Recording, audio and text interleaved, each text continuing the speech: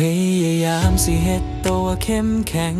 พยายามสิยิ้มสู้คนอย่ามีไผถามเป็นจังใดสบายดีบ่ก็ตอบไปว่าบ่เป็นหยังแกล้งเฮ็ดเป็นลืมเรื่องของเฮาแกล้งเฮ็ดเป็นว่าคอยบ่เจ็บแต่ความจริงคือโลกมันเท่าตั้งแต่เจ้านั้นเลือกสิไปสิโกงไผก็โกงได้อยู่แต่โกหกหัวใจเจ้าของบ่เป็น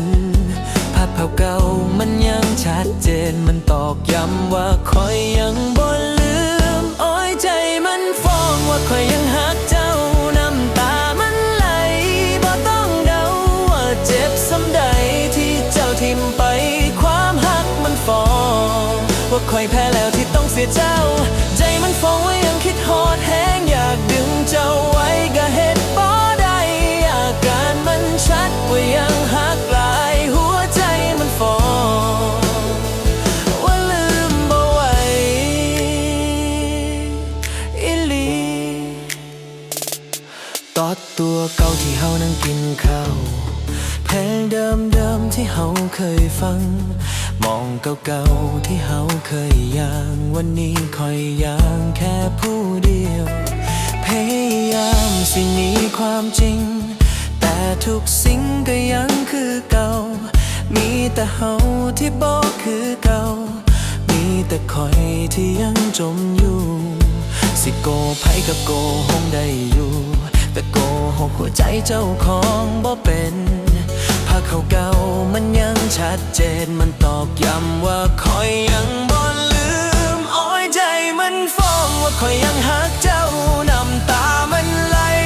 บ่ต้องเดาว่าเจ็บส่ำใดที่เจ้าทิ่มไป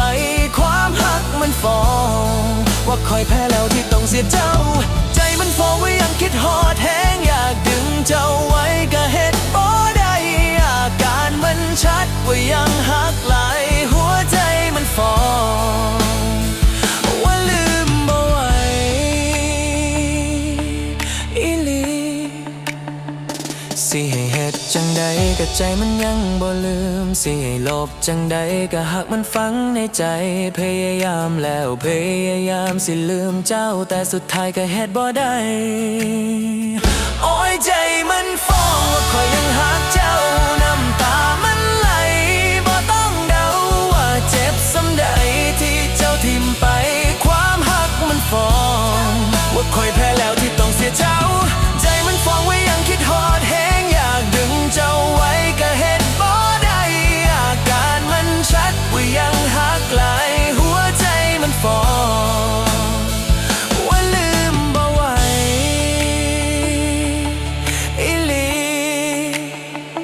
อาการมันชัดว่ายังหักหลายหัวใจมันฟ้อง